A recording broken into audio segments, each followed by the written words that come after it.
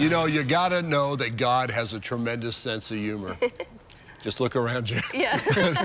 Sometimes we forget to take the time to laugh along our journey. You know, a merry heart does good like medicine, the Bible says. And in his book, Jesus Said, Follow Me, author and pastor Ted Martin shares some humorous stories, and I'm ready to hear them, from his walk with Jesus. Ted, thank you for coming to Real Life. Welcome, sure, Ted.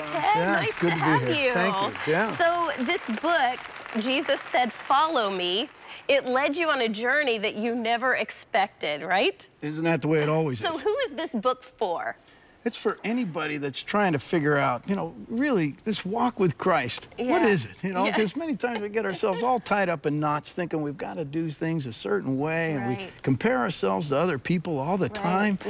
And I just thought, you know, Jesus said, just follow me. That's all I want you to do. Follow me and be obedient to that. Yeah. And when we do that, we have no idea where that's going to lead us. Yeah. It can take us all over the place. That is for sure. It's funny because as he's sitting here talking, you know, he has this like cool, casual, his book is written just like that.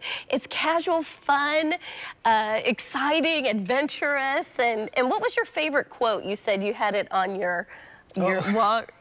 Yeah, when Do you I was remember a kid. it? Oh, Yeah, yeah, I certainly remember. I still have it. It's in my son's room now because my wife won't let me hang it Yes. anywhere else in the house. Right. But it's a picture of a skier, and it's from Helen Keller. It says, Yes. life is either a daring adventure or nothing at all. I love that. Life is what is one of the greatest adventures of your book or of your From life? the book? Well, there's one that's still infamous and rather infamous. It's still being talked about all over in Meadville.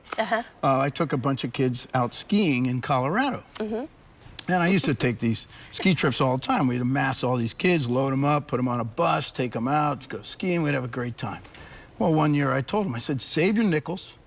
We're going out for the big mountains. Yeah. So we got on a train from Erie, rode all the way out by train to Denver. It was beautiful. Denver. Oh, yeah. Wow. Rode the ski train up That into would the be a road mountains. trip. The ski train doesn't even exist anymore, which is really sad, but it's a great ride. It's Yeah. beautiful. We get up there, we get out. Beautiful trip. Everything was awesome. Kids were great. Everyone behaved themselves, you know. We had a great time. Got on the train. We're leaving Fraser Station, going back into Denver.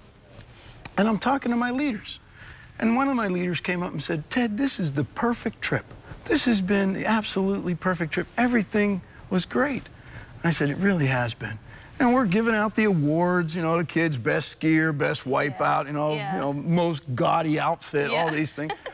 And we pull into Denver, and we're sitting there. And one of the kids comes up to me, one of my most trusted kids comes up to me and says, Ted, I was just talking to the conductor.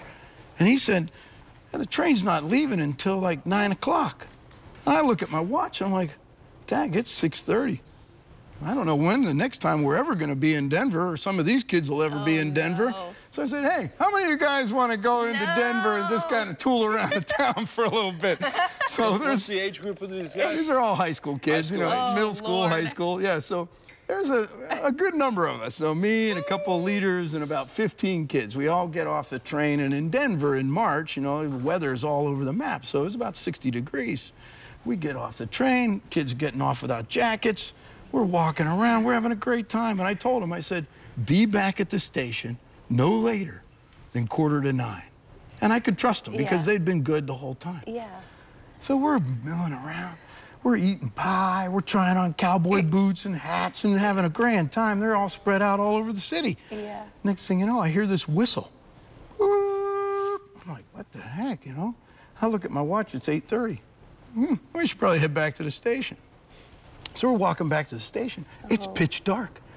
So we walk up to the station, and the kids come out and they say, hey, Ted, nice prank. Where's the train? I said, what are you talking about? They said, the train's not here. I said, you gotta be kidding me. They said, no, it's not here. So we go up there, train is totally gone. No, what has happened here? So the station master comes up and says, what are you punks doing here? I said, well, I'm the leader. I'm the I said, I'm the train, that's right. And the guy said, hey, the train was supposed to leave at 9 o'clock. He says, who told you it's 9 o'clock? I said, well, the conductor. He said, no, that train leaves at 8:30. I said, oh, my gosh. So we had missed it by like 5 minutes. So he takes us back down, and then a long phone call, blah, blah, blah. Well, it goes on, and we end up spending another night in Denver. Yeah. And as we go around the town, we'd tell these guys, because I was trying to figure out ways to, give these kids an educational experience since they're losing a day of school. So we call these people and we tell them the story, and they're willing to give us a free ride to the museum on the bus and all these things. And everybody we encountered, we told them the story, and they said, that train never leaves on time. Wow.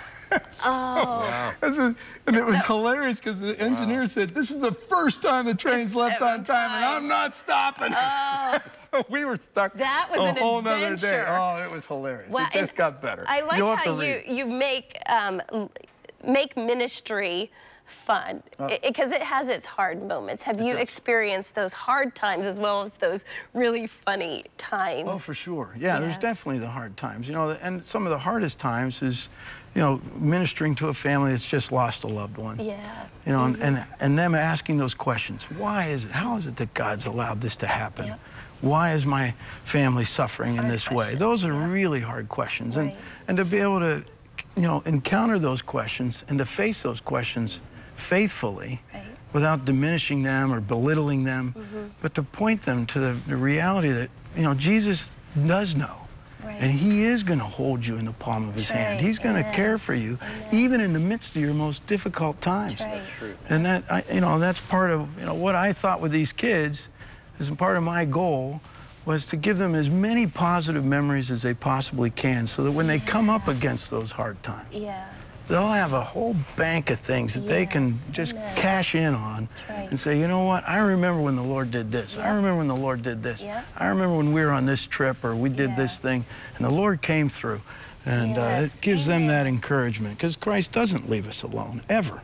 Ever. No, there's a time for joy, and there's a time for happiness. Happiness and joy are not the same thing. That's exactly right. So you can have a great time. You can be full of joy in the middle of a trial and tribulation or a very difficult time. It's not happy. The word says to grieve, there's a time for grieving, there's a time for rejoicing. Right. But life carries all of those with us, but the fruit of the Spirit, and as you plan into your ministry, the fruit of the Spirit is one of them is joy. Right. And so, in spite of the circumstances of life, we can have His peace, His joy, His love, His faithfulness. And it's great for you to come and tell stories of God's faithfulness and how He brings us to those places of being able to smile. Yes. I like to smile. Yeah. Smiling's a good thing. Smiling's my favorite. Yeah. That's an You elf do a lot quote. of it, which is good. And there's a time to dance. While you're talking, I'm thinking of all these movie quotes. Oh, time to dance. Is that weird? I don't know. Let's ask the pastor. It's time Ted. to have it. Is there a time to dance? There's always a time to dance. My husband says some can and some can't. I happen to be one that can dance. Actually, he's bad. Now, Ted, You don't want to see me dancing either. But I don't think I do. No, I don't think I do.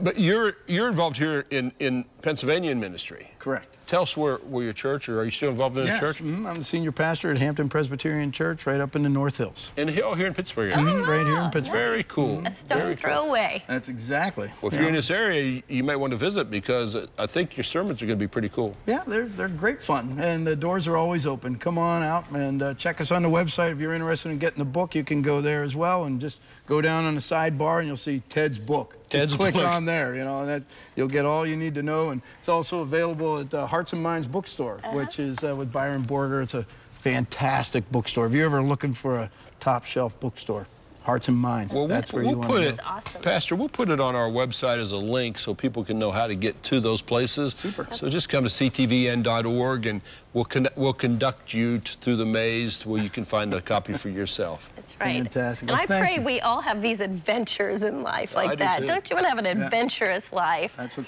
Christ came to give us, life and life abundantly. There you go, That's brother. right. There you go. Amen. Abundant life.